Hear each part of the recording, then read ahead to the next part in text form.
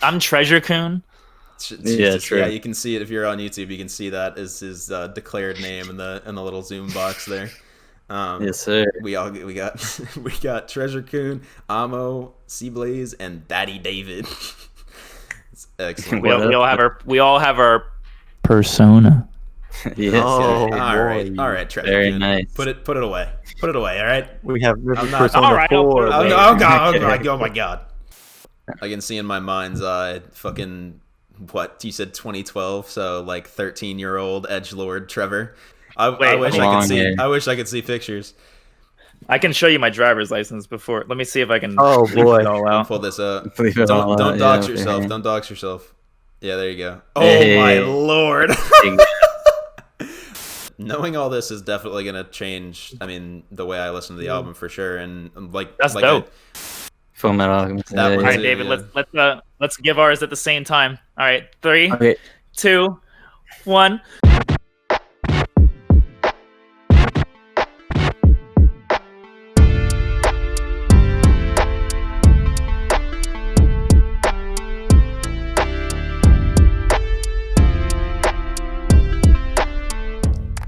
Hello, beautiful people, and welcome to episode 21 of the Unboxing Life podcast. Also, the inaugural episode of our new series, Music Box. So, let's fucking go. That's right. Welcome to it, guys. I'm your host, David, and I'm Daddy joined David. Daddy David, of course. Daddy David with acne and voice cracks, the only daddy out there. And I'm welcoming my friends this week. Alex. What's going on, everybody? Cameron. Hey everybody, how we doing? And Trevor. Oh my god! I'm so happy to be here. Hey. Yeah, okay. What's David? What is Music Box? Well, I'm so glad you asked. Music Box is our new series going along with the other new series, Anime Box. Should I say that, or should we have the title? You can say that. Well, Yeah, okay. Yeah. As mentioned on last week's episode, we're switching up the format of Unboxing Life a little bit, where every week there's going to be 2 somewhat shorter episodes, and sometimes it'll be the variety episodes like before.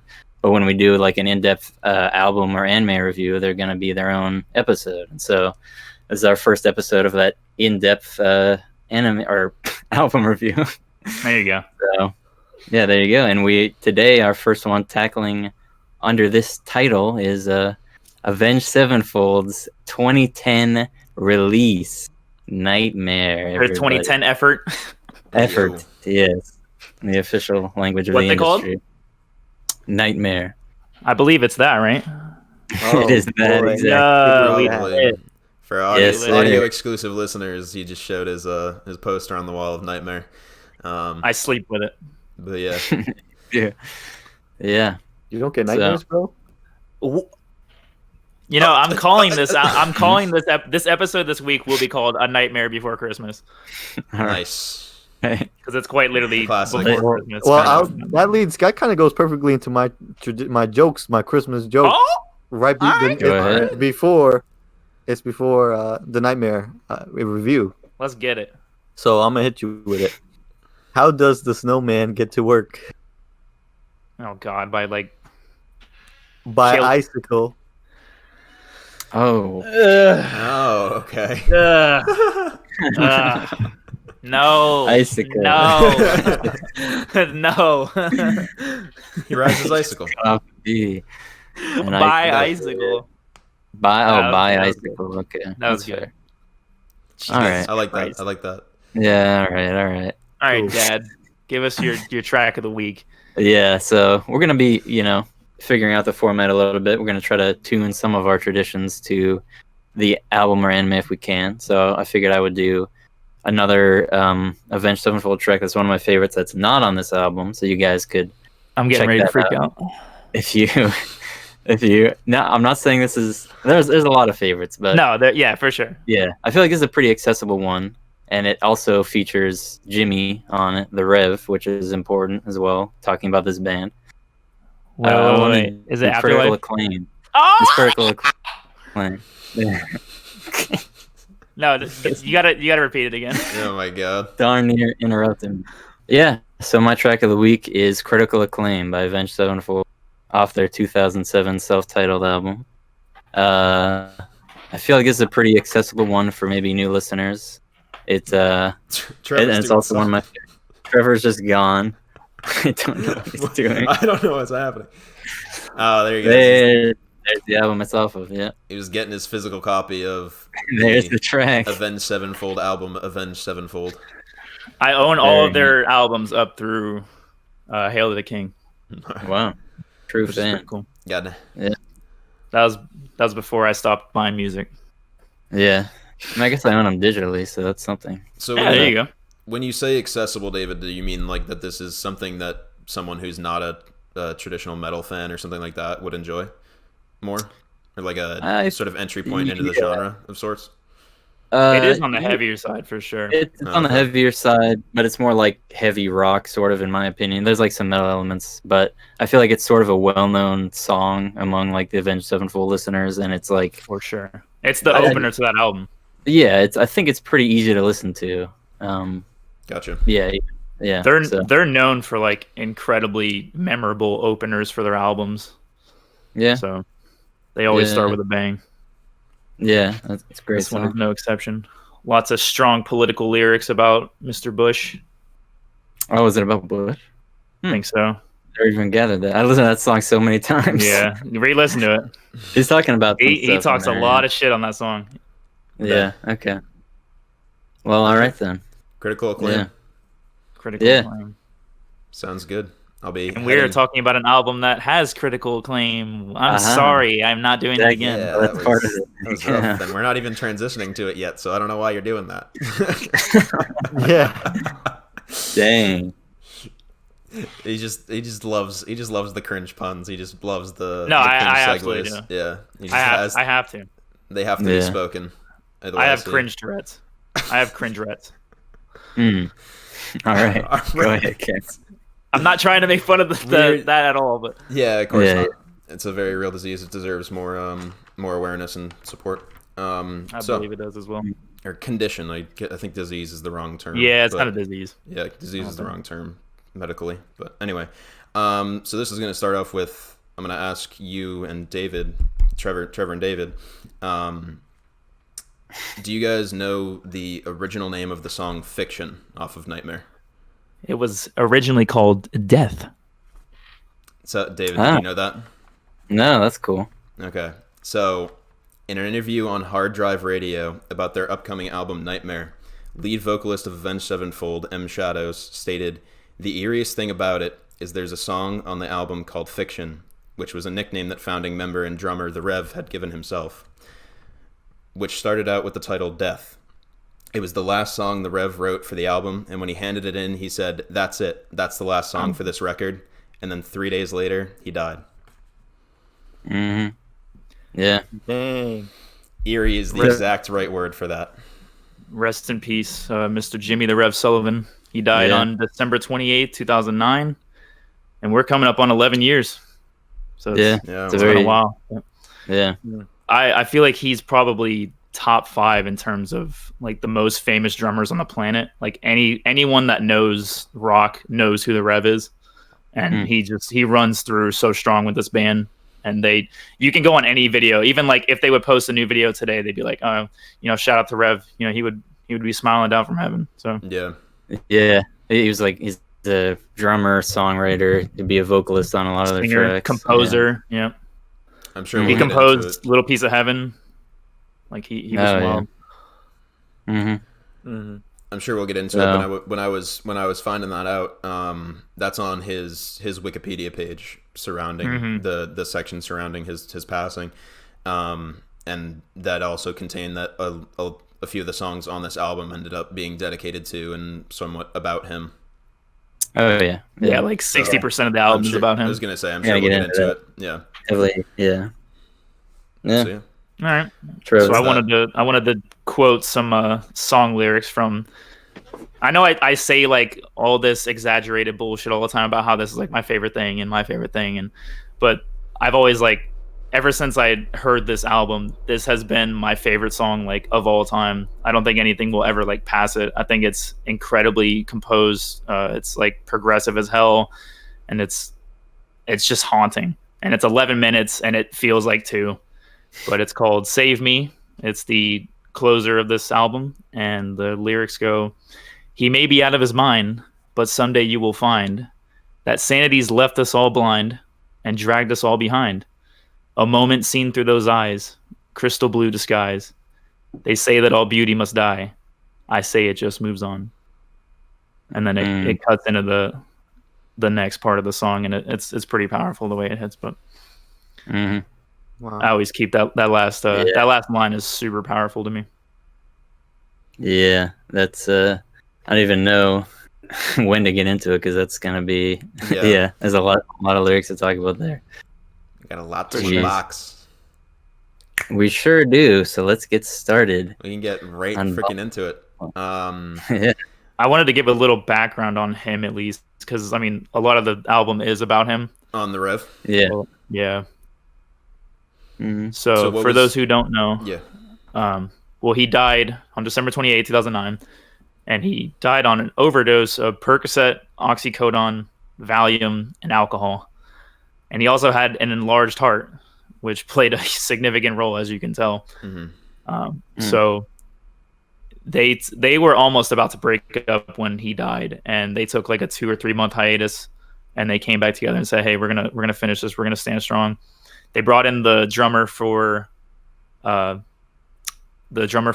Dream Theater. His name is Mike Portnoy, and he's an incredible drummer. And I guess he was a fan of Avenged Sevenfold at the time, so he's like, "Of course, I'll gladly do that." And he ended up tracking all the drums that you hear on the album and joined them on their 2010 tour.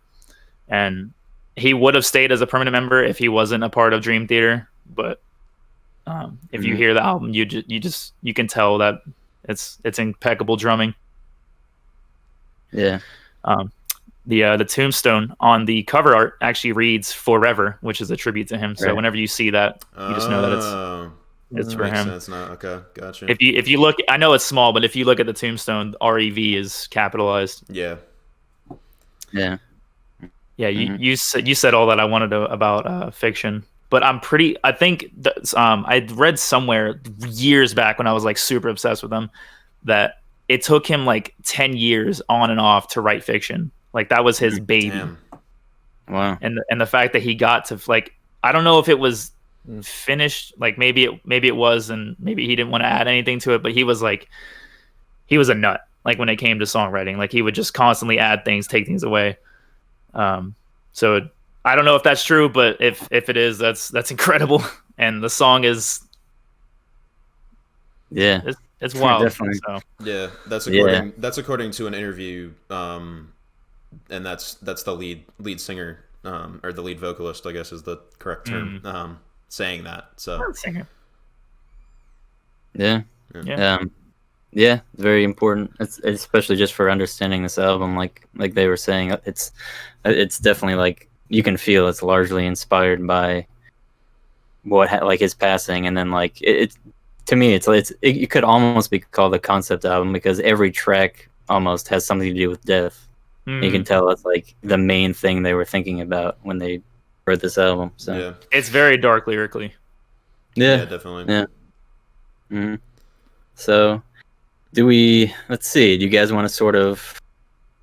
How did you feel about it? I don't know. This is our like first rock album. Yeah. Yeah, this is our first rock album listening. So I want to hear about what Cam and Alex had to, because right. Yeah, a little bit different. Alex, how did you feel about the album as a whole?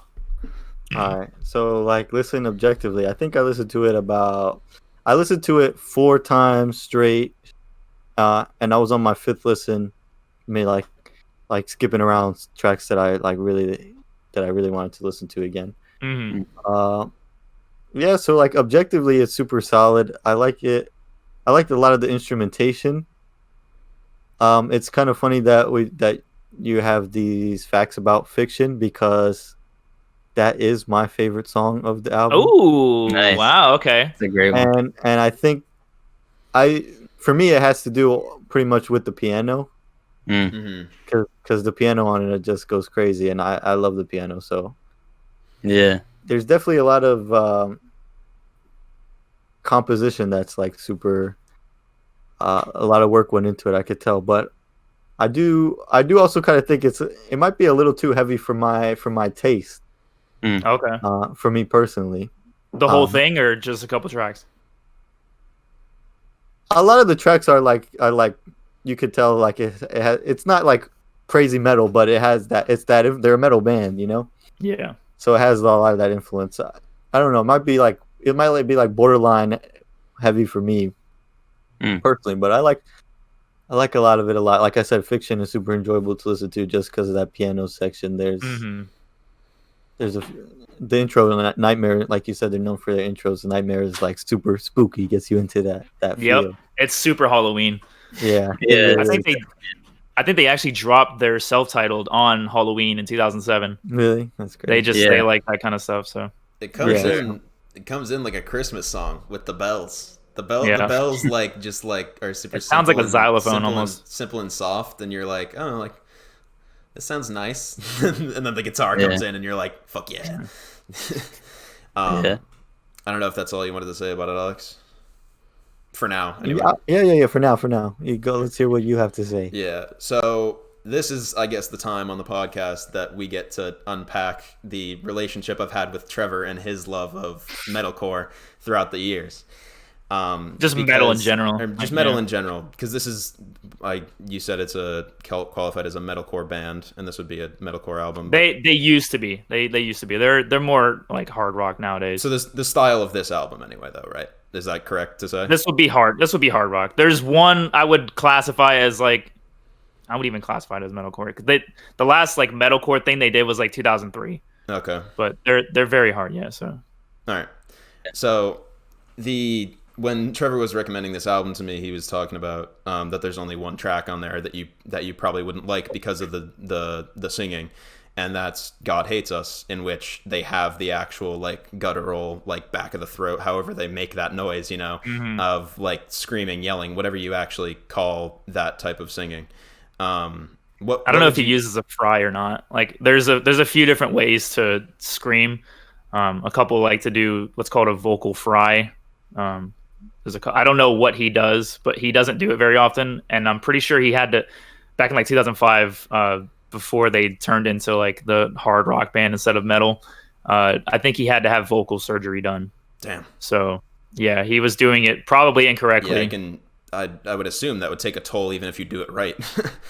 Yeah. So as long as you drink water and you train correctly, you're perfectly fine. I guess if you're training it properly, as opposed to just like going in, okay. Because it's more about your stomach and your sternum versus your vocal cords. That's just the medium through which it comes through. Gotcha. So, Trevor, over Xbox and everything, would always play songs like that had the screaming on it, that like, and that like I said it made me angry, or like tilted me essentially to like listen to people like that. And it was like I would make jokes because I knew it. I mean, some of them are about anger and hate and like being like pissed off, but like Trevor has said to me over and over again, and I keep making the joke, is like, why is he so angry? Like why is this guy so, who pissed in his Cheerios, like all that kind of fucking thing, where and he's like, they're not angry, they're just singing. And I'm like, well, and so that kind of singing was always like off-putting to me. Like it put me in like not a headspace that I felt like I wanted to be in. Like I wouldn't want to sit down and listen to music that actively like makes me angry unless I was like getting ready to go fight a motherfucker or something like that. Like that was how that was for me. And so years and years of that, and then I'm now finally listening to what is, I think we've said it previous on the podcast, so I'm not really spoiling, I don't think, but one of Trevor's favorite albums of all time. Maybe the same one. With David. Maybe the one. Same with David. So, it was like when he introduced it to me and he said, "There's only the one that has the screaming and everything else is fine." So, I really like this fucking album. It's really good. We lit. Yeah, we lit. I already knew he liked it. I love his actual his singing voice, like the what is it, M Shadows, right? Yeah. Yeah, his singing voice Matthew Sanders is phenomenal for sure. So Yeah. like the funny thing is that not to cut you off, but there's a funny thing about that. A lot of people discredit this band because of the singing. The vocals kind of turn them off because he has a nasal style. You know what? His vocals are very nasally compared to most vocalists. Like especially if you hear their album City of Evil. Yeah. Very high pitched nasally vocals, but once you get past that, they're incredible. Yeah. That's true. One of the drawbacks that I had was I'm like this voice doesn't really do it for me. Yeah, it's weird because it doesn't mesh with the instrumentation like it should, but I don't know. Yeah, it's one of the quirks that make them.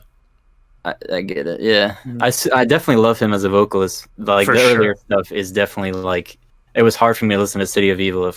So like wow, but I love that album now. But like his range of ability of stuff to do like he can do really soft stuff and falsetto and then do like God Hates Us, and he's like this is one of those bands that reinvents themselves like every single release. There's not a single album that sounds the same. They started off as a hardcore band with Sounding the Seventh Trumpet. They went to metalcore with Waking the Fallen.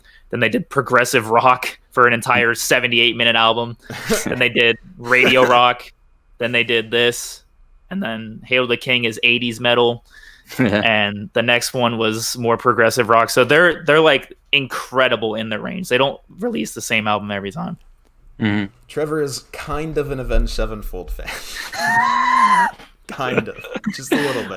I can quote the guitar solos. so yeah, guitar solo. But what I was gonna get at was I think Trevor was pretty confident, but not entirely sure that I was gonna like this album because it's like intense metal and stuff like that, or it's like harder than any other instrumentation and lyricism and stuff like that than I've ever listened to. And I remember it was like a week ago or something like that. About a week ago. That we were on. Fuck with us and now we tweaking out. That we were just like shooting the shit on Discord. You were playing fucking Doom or something like that, and I was just like I had nothing else going on, so I was on fucking Discord with you, and I talked to you about that and about like how I don't not listen to this music just because I don't like it or something. It's just not my preference. I still enjoy it a lot. And I talked about that I used to be a fan of this kind of music because of WWE SmackDown versus Raw 2007. In which the menu music was all like this type of like super hard rock or even edging past that into metal. And so I was, I should have fucking written down the band names that I'd remembered, but it was there was big Non Point on there. There was 3 Days Grace. 3 Days Grace. That was the one that I was. Rise Against was on there. It was that I was listening casually to music that like would have been very popular in the scene at the time. Godsmack was on there. That was really funny because that was 2007, so I was fucking 9, I guess. so yeah, just 9-year-old in 2007. Yeah. I was born in 98. Yeah, no, I'm 2 years older than you. I forgot. Yeah. Old ass man. For real. Grandpa Trevor. So yeah, just little 9-year-old. One of us has to be the older one. Little David and Grandpa Trevor. Unfortunately, I'm Treasure Coon.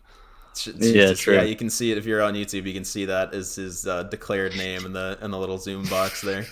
Yes, sir. We got Treasure Coon, Amo, Seablaze, and Daddy David.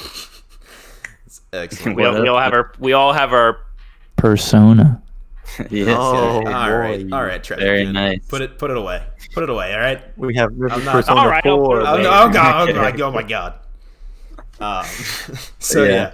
I was this has been the type of music that I have liked previously. It's just not my preference, so I haven't been super into it. But yeah, I fucking love listening to this album. I think I listen to I do that thing where I put it on and listen to it front to back, but then don't make it to the end before I end up doing something else. Or like when I get in the shower, I'll throw it on, so I end up listening to just the first 4 tracks or whatever, and then I'm off to do something else. So I've listened to like Nightmare, Welcome to Family, Danger Line, and then maybe Buried Alive and Natural Born Killer like 8 times probably, and then the back half of the album probably like 3 or 4. So Okay. So what's your standout track on this album?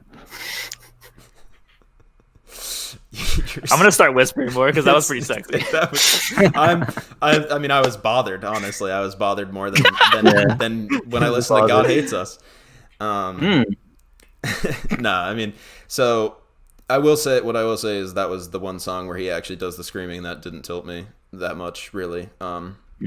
He doesn't scream too much on that song. No, not really, and it's not like about the screaming either. So because I was gonna say is like it's unfortunate that that's the one he screams on because that's some of my favorite instrumentation on the album. Like I absolutely love. Yeah, it's fucking awesome. But probably my favorite. I'm just gonna be basic and my favorite's Nightmare. Honestly, it's interesting. Yikes! You are basic, my friend. You are basic. I'm basic as fuck, but it's I don't know. It's a fun song. I like listening to it. I might that'll probably change the more I listen to the full album over and over again. I could hear that double bass roll kick that he does on the guitar solo like every day. Like if you go back and listen to it, his double kick technique is awesome. It's so much fun to like when I'm driving to just like pat my hands on the steering wheel to it. It's so good. Yeah, it is a lot of fun. The thing about that is, like I told you, like most of the time when I was listening to it, I was taking a shower, like doing whatever, like doing stuff, not looking at the track list. So I know these ones. I could tell you my favorites better if they were like played in front of me rather than by name, which is kind of a dagger considering I'm recording a podcast about it right now. But you know, we'll bring it up. We'll remind you guys will have your say and give us the best ones by name, I'm sure. So that's my long-winded relationship with metal and hard rock in relation with Trevor. So there's the full story. And my biggest thoughts on the album. For the record, I'm all set with the screaming. Oh, get the fuck out of you, How dare you. How dare you. Well, yeah, it's interesting hearing from you guys because I have a sort of similar thing from Cameron where my sister introduced me to like even heavier stuff like Slipknot and stuff when I was like 9 or 10 or whatever. I was listening to that and like Disturbed and all that. Yeah, Disturbed. I was listening to. So I listened to rock and then I got like only into hip hop for years, and then I like this album though was the first one. Like I listened to it, I think in like 2016 at the very beginning of the year. Was it that late? Maybe I was before the stage. Yeah, definitely before the stage, and it was like my first venture back into rock, and it's kind of like almost the same experience. And that sounds about right because I vaguely remember playing Halo 5 when we were talking about you getting into Avenged Sevenfold, and Jeremy and I like debating on what song or what album to show you first. I think he wanted to show you self-titled first. That wouldn't be. I didn't want that to happen. So. Well, thank you for that. Yeah, we would you guys would show me Avenged Sevenfold songs, so I would know some of them, and then I'm not going to say that he's solely the reason why I got into them, but his brother gave him a lot of music like way back. I don't know if he still does or not, but part of that was Avenged Sevenfold, and that was like 2012 when we were in, I think, 10th grade or something like that. Yeah, and we started listening to it, and I got into it because of him basically, and I got to see them for my third show ever at the Amway Center, and that was mind blowing. I think that was probably the best show I've ever seen. Their live performance is crazy, but yeah, I digress. Yeah, but we saw them live too another time, but they were just opening for Metallica. Yeah, it was still pretty good. Still dope. So yeah, I don't know. I got back into rock with this. It couldn't have been a better album. I don't think really. It is. I mean, it's one of my favorite albums of all time as well. I mean, I think we mentioned that on an earlier episode of the podcast. It's 10, Yep. So, yeah, man, I don't even know where to start. Like, dang, it's an interesting place to start, I guess, with a band because it is like a big like turning point for them. Yeah, and it's 5 albums deep.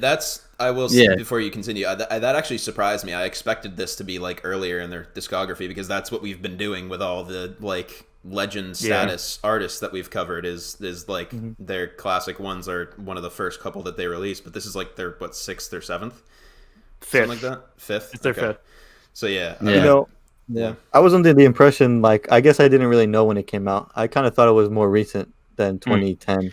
Like one of the first things I look why. for, one of the first things I look for, like when I go to listen to an album, is what time it was released, because it kind of tells a story in and of itself. Yeah. Yeah. It's like because it's reflective of like the times and what was going on. Especially with hip hop and stuff like that, because rappers love to talk about their age, what's going on in the world and stuff like that, and their age, obviously. Yeah, their age is very important. The way they see the world is very different if you're releasing shit at 19 versus 35. So. Yeah. Fucking Drake has a lyric like 4 years later after Take Care. He's like, please don't speak to me like I'm that Drake from 4 years ago. Yeah. Like people change very quickly in the music scene. Oh, yeah. With that much fame and money, especially. Yeah. Yeah. People change. Or even words that are like slang words that aren't used anymore. That is funny. Yeah. When tracks a huge Magnavox. Like that. Yeah. Yeah. All right. Yeah, Nas talking about beepers on Illmatic and stuff. It's pretty funny. Yeah. No. But what's your favorite track on here? Do we want to start off with that? I mean, they gave theirs. We're in it. Alex gave it, yeah. Yeah, that's true. Well, mine saved me as well. I mean, this yeah. That's also one of my favorite songs ever. Facts. This was like, listening to this album at the time I did it was like lined up with exactly what I was thinking about and feeling at the time. And that song was like the epitome of it. And still nowadays I love it, but I feel like we should go to you, Trevor, now. But then yeah. Well, obviously Save Me's pretty great for me. Yeah. To say the very least. I still don't understand how that's an 11-minute song. It sounds like I put it on and it's done. Yeah. I don't remember what album I started off with. I think it might have been City of Evil. So this one was a little bit later in my shuffle. But this was when I was in high school listening, like 2012, like I said, Jeremy and I. What? Alex just had a visitor. Yeah. I'm sorry. Keep going. Nah, you good. He'll come in. Were they in the frame? Yeah. I told him to get the intermission. Hey. We're in the middle of some discussion. All right, you were saying, Trev. I totally derailed. I'm sorry, Trev. Nah, you're good. I started listening to them I think it was like September of like 2012, and Jeremy and I were like super obsessed with them. And I had my own little MP3 Walkman that I used to have, and I had all their albums on there. God. And there were a couple that were from their first album, but had the City of Evil artwork. And I hated those songs. And I thought I hated City of Evil because I'm like, bro, this shit is trash. Yeah. Like their first album is rough. It is their rough. First album is rough. But I can see in my mind's eye fucking what you said 2012. So like 13-year-old edgelord Trevor with his like the biggest Avenged Sevenfold fan on the planet. Oh man, I wish I could see pictures. I can show you my driver's license before. Let me see if I can. Oh boy, pull this up. Don't dox yourself. Don't dox yourself. Yeah, there you go. Oh my lord. That is a regular mop, my dude. That was me when I was 16. God damn. Yeah. Well, you kept that all throughout high school. I kept it all throughout high school. Yeah. I had that hair. I had a bowl cut when I was in 6th grade, and then it kind of morphed into just like the whippy hair, the super long, very shaggy. It was disgusting. Scene kid. I looked like a fucking idiot. It was iconic, man. It was. Yeah, that's incredible. No, it was. That's an with the beanie too. I rocked the beanie too, and it was. You rocked the nice. beanie and like the 40 wristbands. Yes. All on your arm. Yeah, iconic. For sure. Come on, I had 12 on each, and I worked at Hot Topic. I was the epitome bro. of it. Mm-hmm. That is elite. That is such an origin story for you. That's incredible. I absolutely love that. So yeah. Yeah. So Nightmare means a hell of a lot to me. This and Recovery by Eminem were two very heavy hitters on my playlist. But came out the same year, yeah. Yeah, I had that MP3 Walkman that I was talking about, and I think Jeremy and I had the same model, and we would like every time we would pass in class or like pass going to class, or we like sit next to each other, we would just like compare like, oh, which song are you obsessed with now? Like we listened to them for like a year straight. Like that was all I listened to.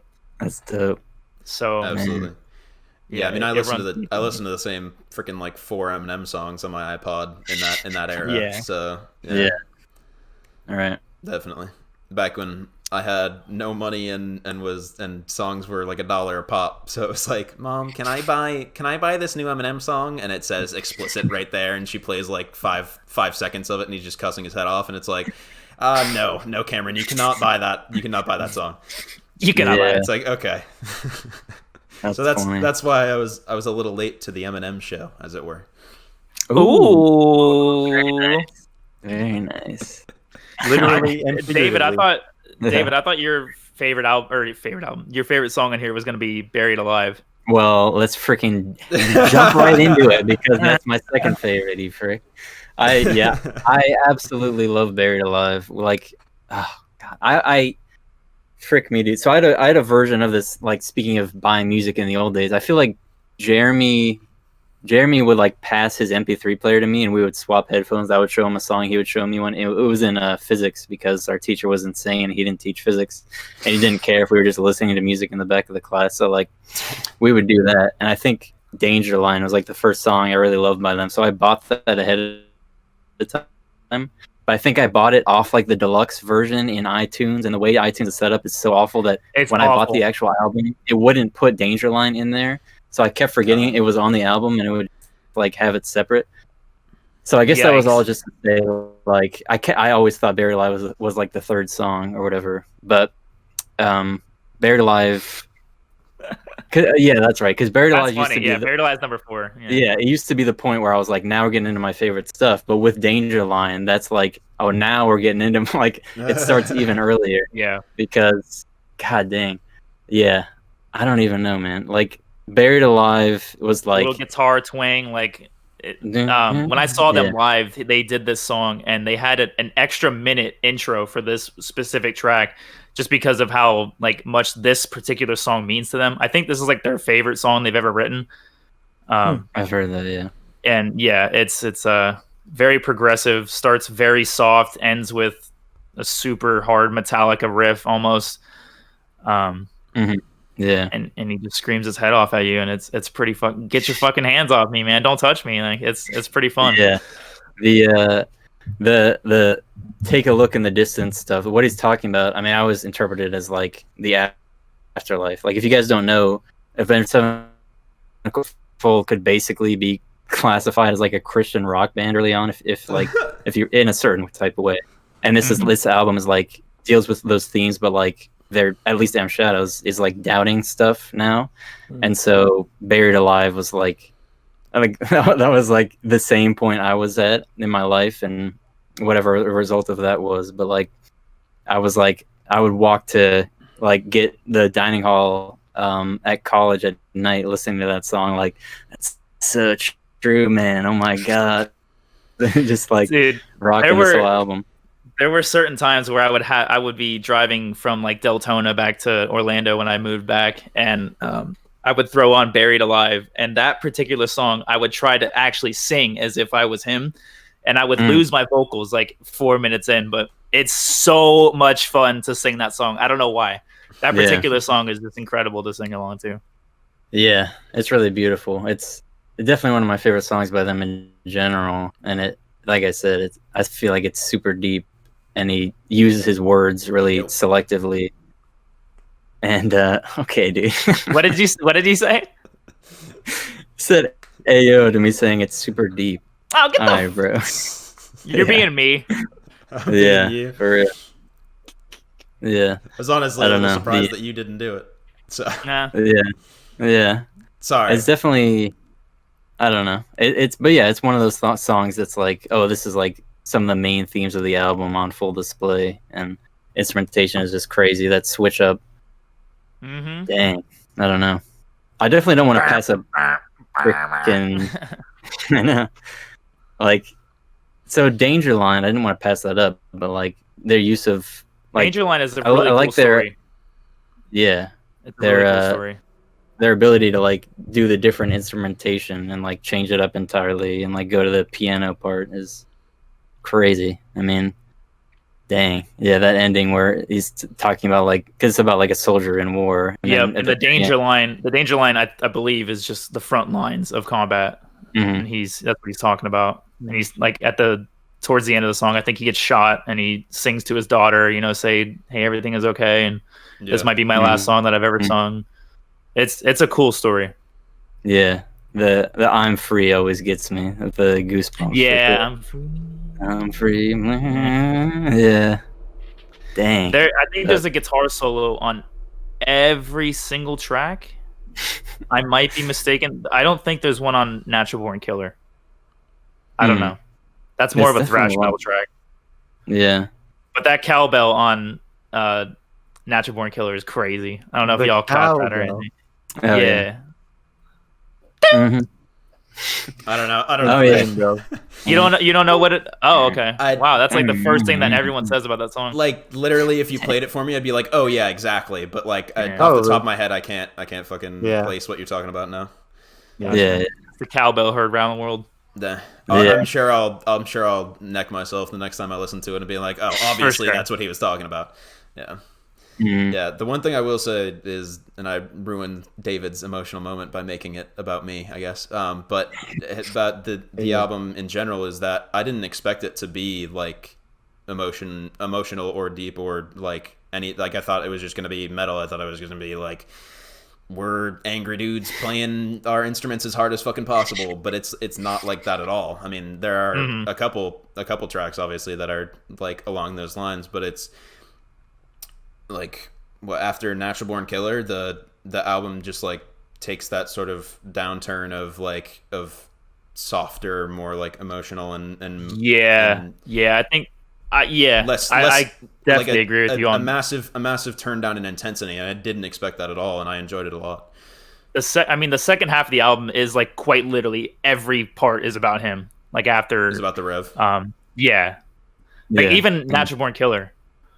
You think? I really feel like, because Nightmare and Welcome to the Family, those are just like fun, like hard rock, radio rock tracks. Yeah. And then you get into Danger Line. Danger Line's like a separate thing. Buried Alive, you could maybe. I feel like it's like those songs are inspired by him and like them thinking about death for sure. Just for sure, more some are like more specifically about him too. So Far Away is quite literally right about him.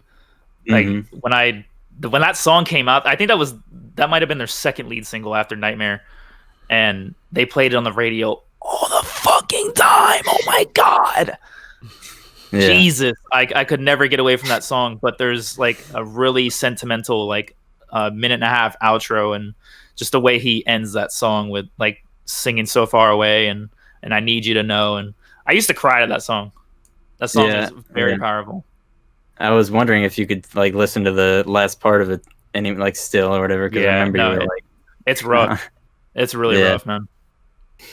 Yeah, it's I'm glad your expectations were shattered, because it's I guess like I feel like I don't need like super deep lyrics or whatever, or like personal lyrics out of rock music or metal music or whatever, but it's so much as just like them speaking to you about the real stuff going on in their lives and like what happened, and then it's super impactful to me too. I'm just incredibly thankful that this album did happen and that they didn't split after his death, because that would have been heartbreaking. That's true. Yeah. Like all the potential would have been wasted. Well, if you said that about around that time they were thinking about splitting up, right? So wouldn't at that time would they have had most of it recorded or done or written or? I think maybe about half of it was done, and then they had to bring in Portnoy to do all the drumming and everything. Right. But most of it was done. So at least the writing side. Yeah. So maybe not the recording out of it, at least, yeah. And his vote, you can hear the Rev on Fiction. He sings pretty much the majority of the track, along with M Shadows.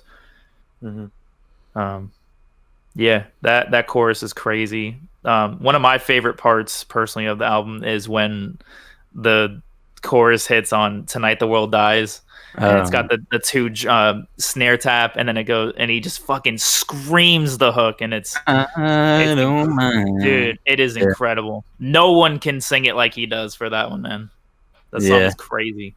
It used to be one of my least favorites too, and now I feel like my least favorite now is "Welcome to the Family." Really? Yeah. I can't stand "Victim." See, now that's nah. I'm not gonna lie, it's too slow for me, but I get it. It's too potent for me though. It's potent and it's good. I don't know. Yeah. I do know what you mean. Victim is yeah. It's a little on the slower side, but I get it. It's like 7 minutes and it's slow. It's not a bad song at all. Yeah. There's a lyric that he talks about, like, save the speculation for another time, because people were saying, oh, he killed himself, or he got killed somehow else besides overdosing, or so he. Yeah. I would assume that it would be very annoying for everyone to poke in their business and say, hey, this is how he died. You have no fucking clue. Yeah, no. Yeah. Like, that's your fucking boy, and like this tragedy happens, and brother, you're gonna fucking tell me, like, yeah, no, that sounds fucking horrendous. They've known each other since high school. Like, they were one of those that like grew up together, and knowing all this is definitely gonna change. I mean, the way I listen to the album for sure, and that's dope. Like I said, with my first two couple listens, I was like expecting it not to be of any emotional substance, or not of none, but like not that was a focus of the thing. Like the instruments were what I was expecting to be the most important part, and obviously the instrumentation on basically every song is fucking amazing. But yeah, no, I mean, knowing all this and like going back to it and paying very specific attention to those kind of lyrics is going to be a completely different experience listening to this album. Yeah. It's interesting that lyric was about that, because there's certain lyrics on here that connected with me, but like not being in the position of being like famous and like people poking in, because I was thinking of like him, like people, when someone dies close to you and you have people trying to comfort you, it's like, oh, they're in a better place now or whatever. And I thought he was also, I always interpreted him as like rejecting that idea, like stop trying to like say it's better now, or like it had to happen for a reason, like just understand that this is like, I lost my friend, and like don't try to speculate about it. That could definitely be another interpretation, but like just the whole like him saying stop speculating is it's definitely it's power. Knowing that those songs were written from a very, very like real point of emotion and like pain is very interesting to know, and that's what I'm talking about. Is definitely going to change the way I perceive those songs. About how visceral and a expression of emotion those songs are, like very truly, as opposed to being anything superficial or anything like that. Like they didn't just write a song that was targeted and like designed to so that Dave would be like, oh yeah, that's what's going on in my life, kind of like, that's cool, like I'm gonna buy this album. Like they're writing it because it's their fucking art, and then people connect to it naturally. It's fucking cool as shit. It's awesome. Yeah. When I told mom that I was gonna review this album with you guys, she was like, "Is that the one with Fiction?" Because we made a playlist on CD like 7 years ago when she used to take me to high school. And we would listen to that in the car, and it was like 20 songs, and 3 of them I think were Avenged Sevenfold, and one of them happened to be Fiction. She loved Buried Alive, and she loved Fiction. Those are her 2 favorites on her. Dang, I mean that's great. Fiction is probably top 3 on this album for me now. Like, it's a very incredible song, and it's a complete 180 from the rest of the album. I was gonna say when it comes on and it's like the piano. And that opening line is one of my favorites like they've ever had. It's like, now I think I understand how the world can overcome a man. And it's Jimmy and Matt singing it like together. It's like, I mean, it's so like, dang. That hook is very powerful when I think he says, let it bond under my skin, let it burn, or something like that. Where he just screams, he just belts out that note. Yeah. I don't even think there's a single guitar on that song. Right. I think for Fiction, I think it's super like powerful when like, because like I said, it was my favorite song, but it was like, obviously it has a deep subject matter, but for me it was because I liked the piano, but or like for someone else it's because of the deep matter. So like the fact that it can be such a great like composition and for different reasons. Yeah. Like, that's one of the best parts about music is that people can hear it completely differently. We can hear the same track and take away two completely different meanings. That's how you know it's a good song. Yeah, sure. So when I talk about in my facts as well, and just in general for this, when you talk about, the Rev wrote that song, that means that he would have written the lyrics and then every instrument, right? Yeah, when I say composer, he would quite literally write those. That's so fucking insane. Yeah. There's a song called "Little Piece of Heaven" by them on this same album, and it's the closer, and it's incredibly intricate. There's a bunch of string sections. There's crazy drumming, vocals out the ass, he wrote all of that. Like he was a mastermind. It's like an orchestral like soundtrack stage thing mixed with a rock song. It's nuts. Yeah, I think it was voted on like their fan poll as like their favorite. Like it's like the fan favorite track. It's definitely beloved. Yeah. It's he's crazy. I didn't even know he wrote a little. I mean that one too. Yeah.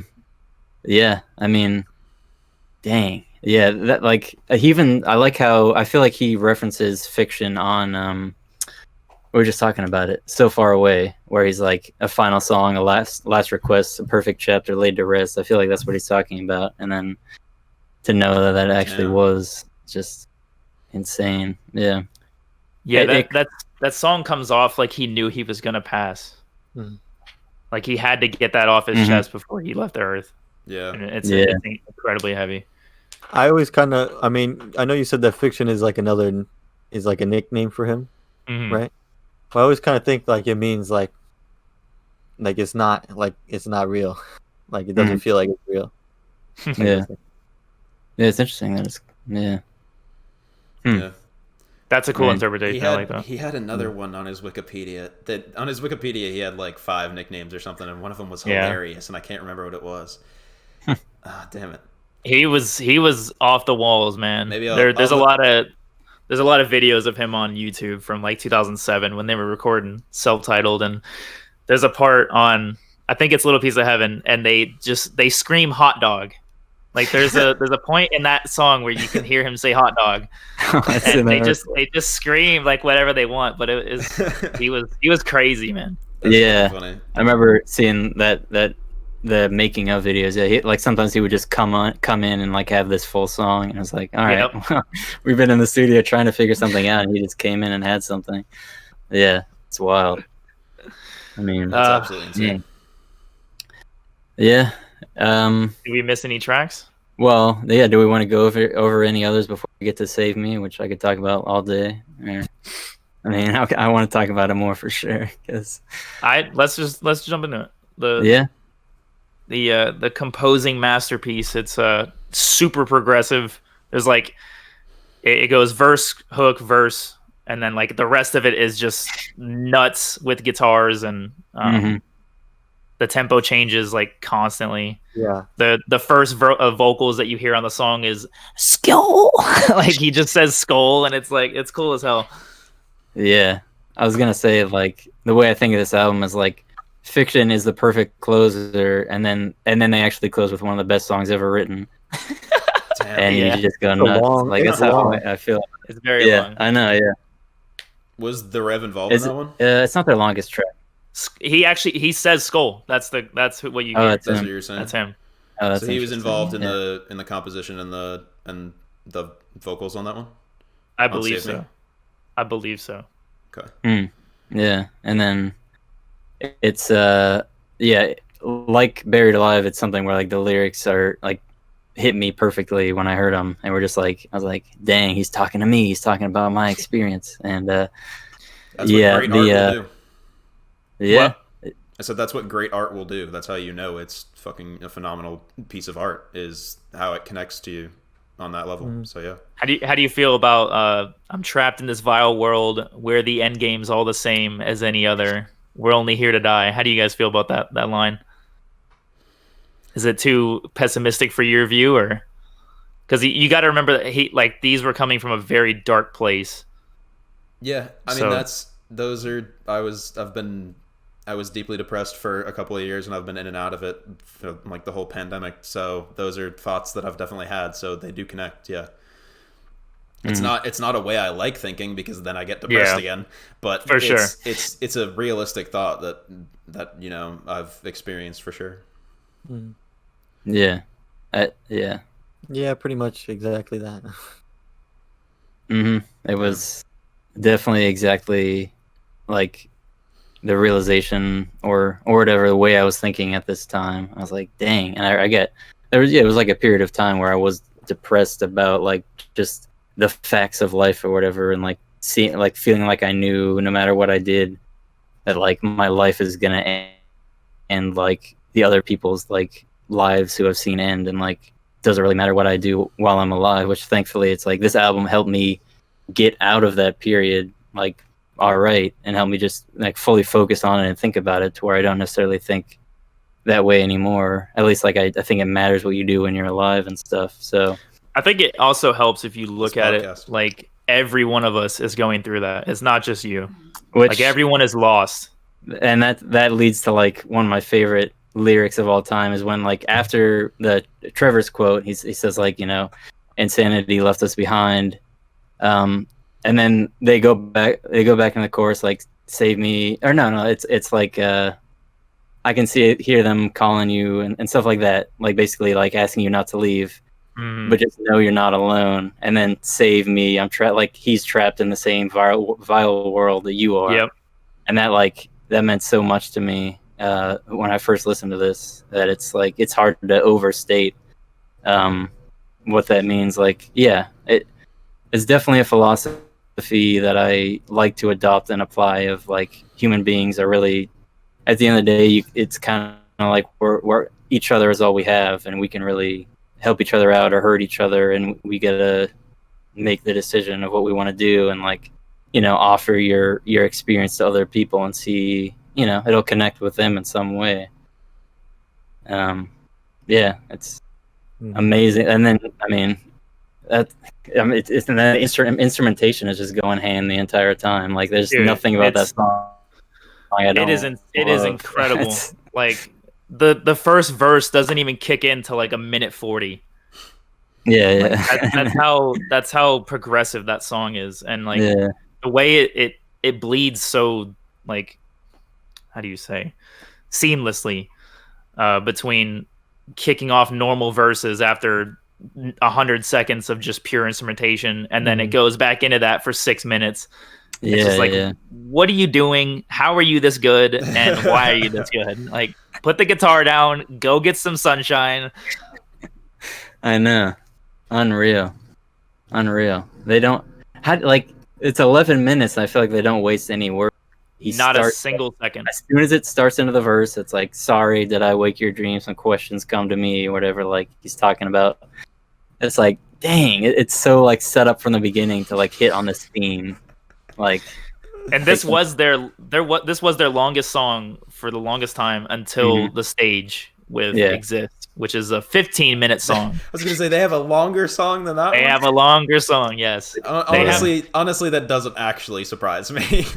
Their discography is like, if you average it all out, their average song length is like 5 minutes. Yeah, 5.5 minutes. This song, I feel like, is built to be like at a concert. They just going ham. Yeah, for 10 minutes about like this is like the closer song of the album. For sure. Playing it out. When I saw them, they when they played, this was back in 2013, when they played Fiction, they said that they would always play that song live for the rest of their days, just to show his tribute to him. And they even had like a collage. They had a collage of his pictures on these big ass monitors on the screen. That's cool. Or on the stage that you could see while they were playing it. It was pretty deep. Done. Yeah. Fiction is cool. The album's cool. Cool. Yeah. Cool. I know we don't like giving ratings, but I enjoy it. I like hearing it. Where would you guys put this on a 1 to 10? I don't know what you mean by we don't like giving ratings. I think everything. Well, like I feel like every time we do this, we always have like a debacle of whether or not we want to rate it. I don't know. We should honestly just, unless it's something that we don't care to rate, just have that be standard procedure that we're going to give it a rating of some sort, because we've done it every time. So it's because here's my thing with the ratings, because like I listen to it, I've listened to it a good amount of time, so I know what I'm talking about. But at the same time, like now hearing all these like hearing all your different ideas. Now, if I go back and listen to it, like it's like things I didn't know. So yeah, but I mean, feel like I'll go into it with a different ear. So like now, it's like how could I fairly rate it without like knowing like all this? Because what I'd rate it right now is probably not just like justice for it. That's fine. Like that, it's almost like a time capsule. Yeah, you can go back to that rating and say, this is how I felt about it now. That's one of my favorite things that Dave and I talk about all the time. Is like, yeah, we just have like different ears for different years, like I'll be right there. Bars. But like we'll listen to an album like when we were like 18, and then come back to it 5 years later and be like, holy shit, this is like, why didn't I like this? You know? Yeah. So keep your initial score in mind, and then re-listen to it and see where it goes. I'd give it a 7 right now. That's cool. Yeah, that's cool. Yeah, maybe. Yeah, and it's. Oh, well, I was just gonna say, like, one of the coolest things is that you're like, hey, with new information, I might change my mind or whatever. For sure. There's no need to be locked into your first impressions to anybody about anything. For sure. It's just like listening with like kind of like superficial ears, and then like now knowing like the whole like backstory to it and their dedication to their friend and all that's good stuff. Kind of changes the I can see how listening to it, I'll pick up on. Like it's with every music, you pick up on different stuff. Totally, yeah. Yeah, definitely. Cameron? Yeah, so what I'll say about the rating is I didn't want to have it be like a critic's rating of like I'm objectively giving this piece of art like on 1 to 10, and things that are like a higher number are better art and things that are a lower number are worse art. Yeah, it's your personal enjoyment. So based off of my subjective enjoyment, first impressions, like Alex said, knowing all this now about how incredibly emotional and actually going back and giving the lyrics a proper listen, knowing everything, first impressions was an 8 is my enjoyment of it. Yeah, that's cool. Because like I said, I mean, I have a history with this type of music and I do enjoy it. It's just not what I turn on normally, because it's not the headspace. Usually I like more lyrical rap, EDM more pussy stuff. Shit, yeah. Yeah, more pussy shit. Yeah. Okay. Yeah. You want to throw hands, bro? I'm about to put on the Avenged Sevenfold. I'm about to put on God Hates Us on a loop and come fight you. Come on, hey, bro. Let's do it. Yeah. I'll gladly do that. The Unboxing Life boxing match coming to a VR. Coming to a stadium near you. But yeah, no. So initial impressions, subjective rating of it would be an 8, but it's probably going to go up. And if I do end up getting more into the genre as a whole and start comparing it to things like it and getting more into, you'll be sorely disappointed. Having this be closer to my preference, it'll probably go up towards the 9 and 10 you'll be sorely disappointed if you start comparing this album to others, because you're not going to find another one like it, unfortunately. I know, which is like, I know what you're saying. No, I know what you're saying. It's like if we started an anime podcast and did Attack on Titan first and then did fucking everything else, but Full Metal Alchemist. All right, David, let's give ours at the same time. All right, 3, 2, 1. 10, baby. Yeah. Yeah, no, this album is a complete fucking masterpiece. That was I agree. It doesn't even matter that I don't like fiction that I don't like Victim. That's a complete 10. That would be a hot take. No, yeah, like I do very much like every song on here, but even if there was like a decently weak one, like, can you guys hear that? Is that loud? No, you're fine. Keep going. Okay.